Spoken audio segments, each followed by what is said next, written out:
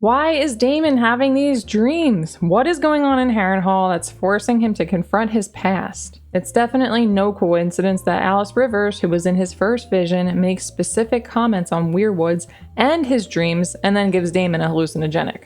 Welcome, one and all. The dance is on. What an episode.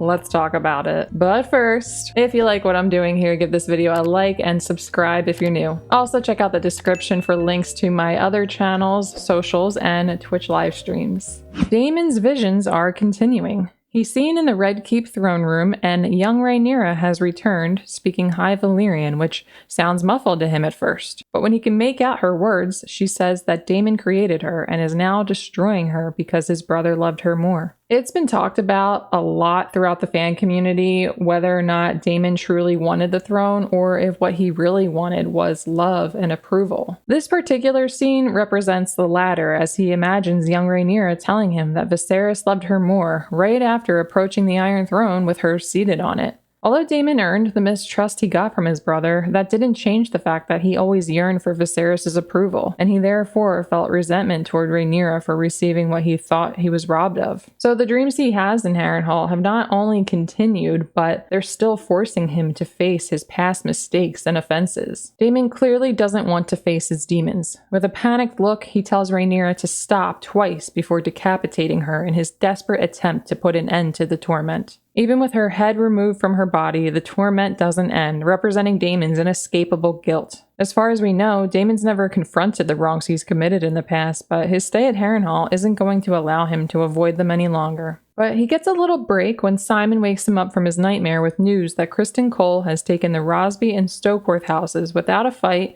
and those houses are now officially declared for Aegon. The previous episode showed Criston marching to the houses in the Crownlands to kill if they will not bend the knee, or to add them to their numbers, so this is where we find out he's been successful since we last saw him. Damon sees a black goat hanging out in the castle. I've seen numerous interpretations on the meaning behind this black goat, but I think I'm gonna hang tight on that one for now and see if we get anything more definitive. But I'm sure it means something more than just a singular black goat being a singular black goat. They focused on it too much for that to be so. Simon escorts Damon to meet one of the Muppet Tullys, Oscar, Lord Grover's grandson and the heir to Riverrun. We've been getting updates throughout the season about Grover's health being in severe decline, so it's no surprise that when summoned to Harrenhal, his heir was sent in his place. This poor kid was not ready for Damon. Oscar isn't willing to strategize or negotiate by proxy, so Damon tells Simon to summon the Blackwoods, since he knows they're the type to get shit done. Rhaenys meets Alan and knows who he is. We first met Alan in episode 1 of this season, but it isn't until now that we learn who he really is. Alan is the bastard son of her husband, Corlys. It's unclear if Corlys sired Alan before or after he wed Rhaenys, but either way, in this world it's thought of as humiliating for your husband to have bastard children running around, especially when you're a dragon-riding princess, so Rhaenys isn't too pleased with his existence, but she's pretty dang reasonable about it. Corlys shows up as she's talking to Alan, and he gets a bit touchy about the discussion of Alan's parentage, but Rhaenys says, hey, as far as he's concerned, it's cool. It's not his fault. I bet that got a lot of us thinking about Catelyn Stark and her treatment of Jon Snow. Rhaenys believes Alan should be raised up and honored for saving Corlys' life. We don't get any input from Corlys on this thought, but I wonder if he'll consider it after he learns about the big moment at the end of the episode. I like this line from Rhaenys. That counselor's going to dine on her and Jace for supper. So true. They've been doing the same thing to Rhaenyra, so the youngins are likely dealing with it even worse. Alicent is first shown in this episode holding the dragon figurine she had repaired for Viserys before they were married. In episode 2, Aegon was destroying the Valyrian model city, so this dragon managed to avoid the slaughter, only to break a few days later. Alicent dropping and breaking the dragon may be symbolic of Alicent's hand in the upheaval of the Targaryen dynasty. It's certainly foreshadowing the upcoming scene where her son's dragon is badly injured and he along with him, and possibly even more upcoming tragedies. Alicent dropped the dragon when she was startled at Grandmaster Orwell's knock at the door to bring her moon tea. Her rolls in the hay with Criston got her pregnant, so she needs to get unpregnant, and the moon tea will do just that. She's requesting the tea under the pretext of it being for another girl to avoid anyone else learning about her affair. Before Orwell can get out of the room, Alicent stops him to ask what he thought Viserys truly wanted regarding his successor. Orwell for sure never thought that Viserys wanted Aegon to be his heir. The way he dances around that with a, "Oh, I don't know, he never talked to me about it," tells us how he truly feels. After he leaves, in the very same room where Rhaenyra was once delivered moon tea, Alicent drinks up. Funny that we've now witnessed them both receiving the tea after boning Kristen.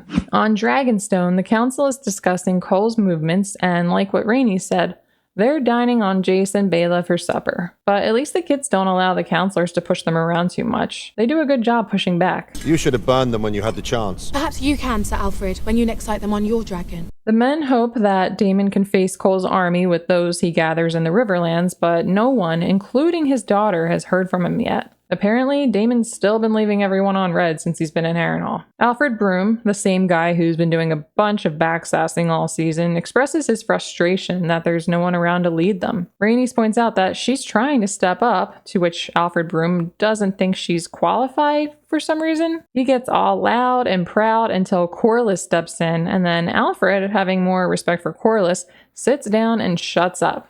Corlys and Rhaenys try to speak sense to the council and ask them to trust Rhaenyra in her absence. Because, as we learn here, she's never told anyone not only what she was leaving to do, but that she was leaving at all. Odd decision. After a victorious battle, Criston Cole takes Duskendale. Criston finally gets the style Kingmaker, along with some spit and an insult right before he beheads Lord Gunther Darklyn. Gunther refuses to defect to the Greens, so Cole executes him in front of the rest of his house, displaying what will happen to them if they don't join him to fight in Aegon's name. Immediately after, they bend the knee, so we see that Criston's strategies are effective. Aegon is angry that Damon's taken Harrenhal. He directs this anger at Larys, the Lord of Harrenhal, who is present for the first time in a small council meeting as the new Master of Whisperers. Larys doesn't seem too concerned that his castle's been taken, as it's more crippled than he is, and Damon will likely be driven to madness trying to make use of it. He's not wrong there. Damon is already going through it before even getting around to making use of it. Then Aegon gets an update on Criston Cole's movements. He's marching on Rook's Rest,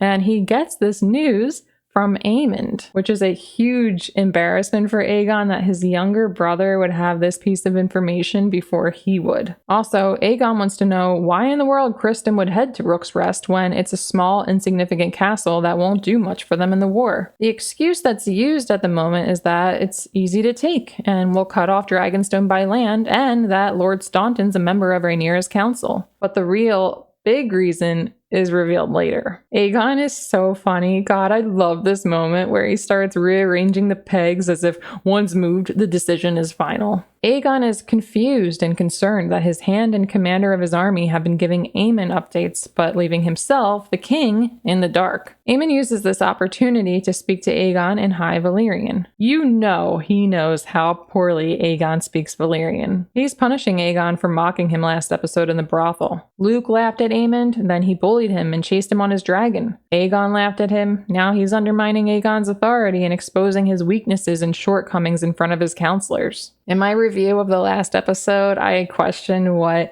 Aegon and Aemon's next exchange would be like after the brothel scene, and man, did it not disappoint. Aemon got him back in such a cunning yet dirty way. He knew exactly where to hit him. Real quick, I love that Aemon mentioned Aegon naming imbecile lickspittles to their Kingsguard. So while we've been hearing from both sides the importance of establishing a toehold at Harrenhal, the Greens are now discussing letting Damon have it, and they'll take it back when it's the right time. Well, not the Greens as a group, Aemon says this, and his decisions are being taken seriously, so I'm sure that's how they'll move forward. Alicent is preparing herself a little heating pad. Orwell mentioned that the moon tea can disagree with the gut. Moon tea is actually known to have some pretty dangerous side effects, so she's lucky that a bellyache is the worst that she got. Larys joins her, and I was bracing myself for some creepy depravity. You can imagine my relief when that didn't happen. He starts out being nosy. He pretends to be worried about her since she didn't come to the small council meeting. She didn't put the moon tea cup away before he entered the room, so he sees it and knows exactly what's going on. I got the impression that Alicent doesn't really care that he saw the tea. I think she's come to know Larys' ways enough to understand he's gonna find out anyway. We still don't know exactly how he learns all his secrets, but we do know he learns a lot. He presses Alicent about how she must be so terribly worried about her sworn protector, and I'm sitting here like, okay dude, we get it. You know they're banging. We already knew you knew. Let's move on. Larys notes the history books scattered about. The implication here is that since finding out from Rhaenyra that she misunderstood Viserys when she thought he wanted Aegon to be king, she's looking for any mention in the books about Aegon's dream or anything relevant. She believed Rhaenyra when she told Alicent that Viserys was simply talking about Aegon the Conqueror and the prince who was promised, but I think she's feeling the need to see it for herself since that misunderstanding was quite a big oopsie on her part. The two talk about Viserys' intentions and why he changed his mind. Alicent is definitely feeling the guilt lay on heavy when Larys mentions Viserys changing his mind, but she says that the significance of his intention died with him. The war is on, and death and destruction will take place no matter what Viserys intended. Damon is having a restless night in the Harrenhal castle. At the sound of swords and the sight of footsteps walking past his door, he gets out of bed and follows a person who appears to be Aemond. But it's not Aemond, it's Damon in an eye patch. Ryan Condal said that Damon played a role in how Aemond turned out, so this is just another layer to add to the things he's been forced to confront during his stay in the castle. Sword in hand, he wanders into a room where Alys Rivers is preparing some kind of drinks or potions. She actually gets a formal introduction this time, and Damon even calls her a witch. In Fire and Blood, some knew her to be a witch, and I think that the show creators did a really good job of visually representing this. In the most respectful way, the actor has a witchy look. Like a young, hot witchy look, not some old crone witchy look. And the room looks exactly like how I'd imagine a room a witch would be preparing her brew and potions in. Black hadn't felled the grove of weirwood trees that grew on these lands. Heart trees imbued with the spirits of those who lived long before he came. The very bed you sleep in was made from such a heart tree. Since Harrenhal and its history have a huge connection to the old gods through the weirwood trees, the children of the forest, and the close proximity to the Isle of Faces, it's no surprise that this gets mentioned here. Even though they are only being properly introduced now, Alice seems to know much about what's currently going on with Damon. When he calls her a woman, she denies it, saying she's nothing more than a barn owl cursed to live in human form. This could simply mean that she's nocturnal, wise, and sees what others don't. Or maybe she's a skin changer and a literal owl. Either way, she's likely the one behind Damon's dreams, nudging him to dig deeper into his own past, whether he likes it or not. She pushes more and talks about some of what is currently plaguing him right before giving him a drink. As she was putting the drink together, it looked like it could be made of the red sap that comes from weirwood trees. In A Dance with Dragons, Bran Stark drinks a weirwood paste to help awaken his green-seeing capabilities, so who knows? Maybe something similar to that is taking place here with Damon. It's unclear, but it certainly makes him trip though. After he takes a sip under the belief that it will help him sleep, he's suddenly seen on a different day meeting with Willem Blackwood, and he doesn't know what's going on for a minute. Willem Blackwood, by the way, is all grown up now. As they're meeting, Damon sees a serving woman as his late wife Laena, another person who he probably feels guilt about. When they lived in Pentos, she wanted to go home, but he denied her, and she died there. Damon isn't convinced that Willem wants to join his cause exclusively to fight for Rhaenyra. He thinks this is just another reason for the Blackwoods to fight against the Brackens. And he's not wrong to believe this. Willem offers him the Blackwood army as long as Damon agrees to bring the Queen's justice to the Brackens. As Aegon's council discusses matters involving governing the realm and the war, Aegon is zoned out until he's had enough of their incessant political talk at this politics meeting and storms out after telling them that they bore him. Aegon didn't originally want the throne, but he seemed like he was embracing it at the beginning of this season. Now he's not as excited about it. When they're discussing the day in and day out matters, he'd rather be anywhere else. He's also displeased that they talk about things in a way that seems to exclude him. No one is consulting him, plus he's especially insecure about how they view him after learning that his army's highest-ranking commander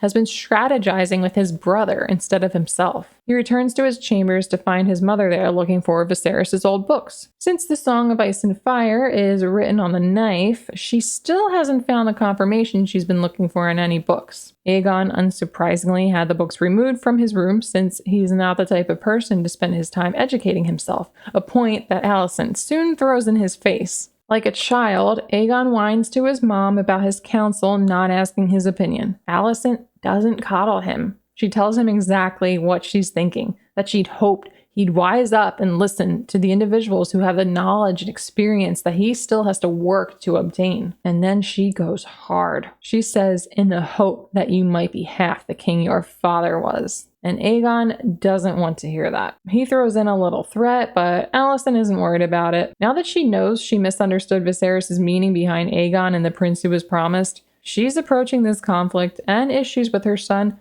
much differently. Aegon has never understood or appreciated the importance of being king or what anyone went through to get him there, and her patience with him is long gone. When Aegon asks for her advice, she goes in for the kill. Do simply what is needed of you. Nothing. At Rook's Rest, Criston is preparing to siege the castle during the daytime, an approach they haven't been using in order to avoid being spotted by Rhaenyra's dragons. Queen Hightower presses Criston about this decision, but Criston is still down to move forward with it since he's got that secret plan. While the Blacks are having another council meeting, Rhaenyra returns from King's Landing. The council gives Rhaenyra a status update that includes the sacking of Duskendale. Steffan Darklyn, Rhaenyra's Queensguard who accompanied her to King's Landing, is a son of the Lord of Duskendale, whose execution was previously shown, so he expresses his concern and looks sad when he learns of his father's death.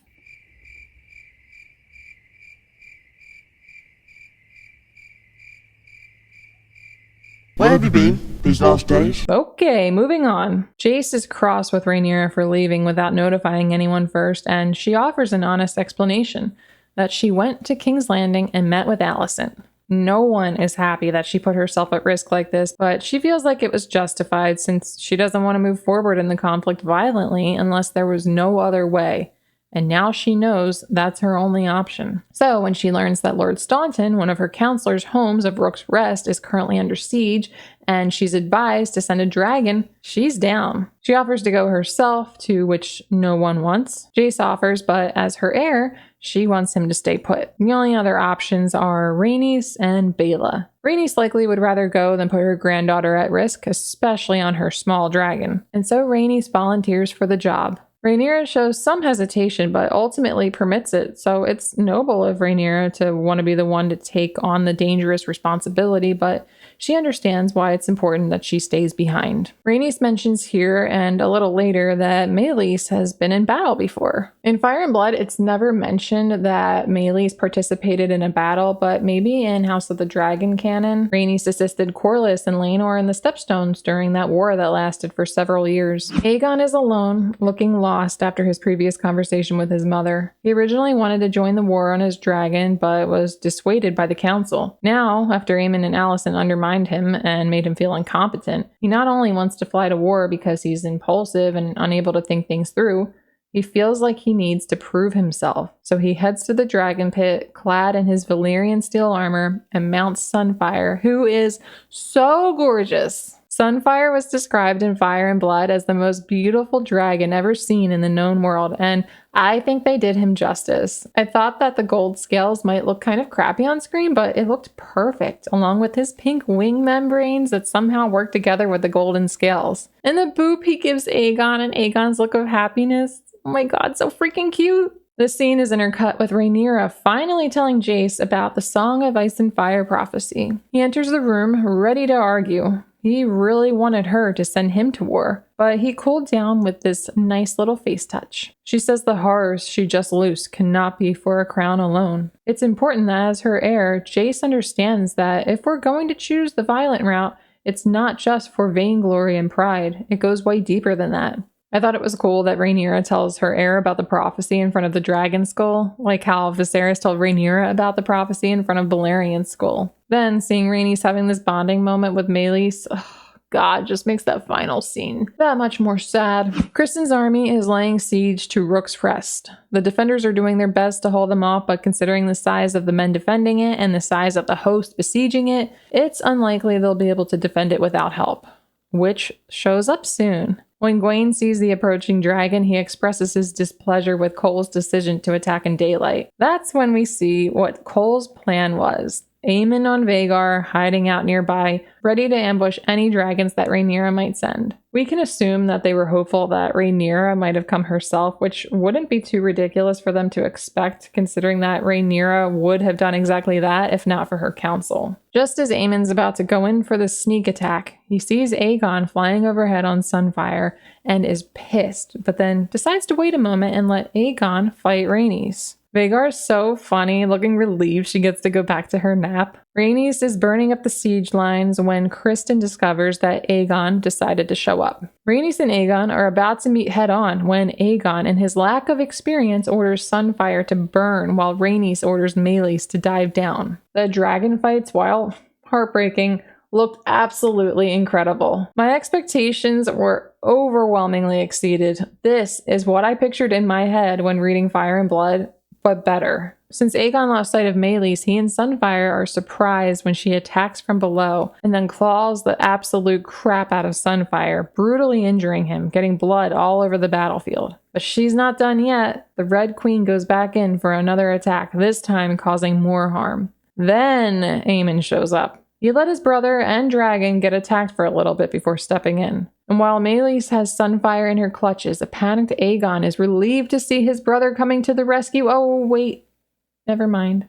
The question remains, was Aegon collateral damage, or was Aemon just killing two birds with one stone? At this point in time, it's open to interpretation, but since he deliberately hung back and let Aegon get attacked, I think burning Aegon was intentional. He could have set Vhagar and Meleys without using fire, and Aegon may still have gotten hurt, but at least he would have tried avoiding it. Jesus, I hated seeing poor Sunfire looking hurt and scared as he plummeted to the ground. Rhaenys is about to head out, having just survived Aemon's attack, but she changes her mind and decides to engage him. The dragons dance again, and Meleys gets badly messed up. She held her own a bit, considering the size difference. We get this cool slow-mo shot of the old girl running across the ground, stomping allies, jowls swinging, but then we lose sight of her as we return to Rhaenys' perspective. Meleys looks back at Rhaenys, and she decides to engage again. But this time, she doesn't know Vhagar's location. This could have been your chance to get away. You brought down Sunfire and burned up a lot of the siege lines. Let that be enough. Nope. The shot of Meleys' neck and Vhagar's mouth killed me, and the life leaving her eyes as she looked back again at Rhaenys was enough to make a grown man cry. What the fuck? Then Rhaenys is resigned to her fate, and we see the last of the queen who never was.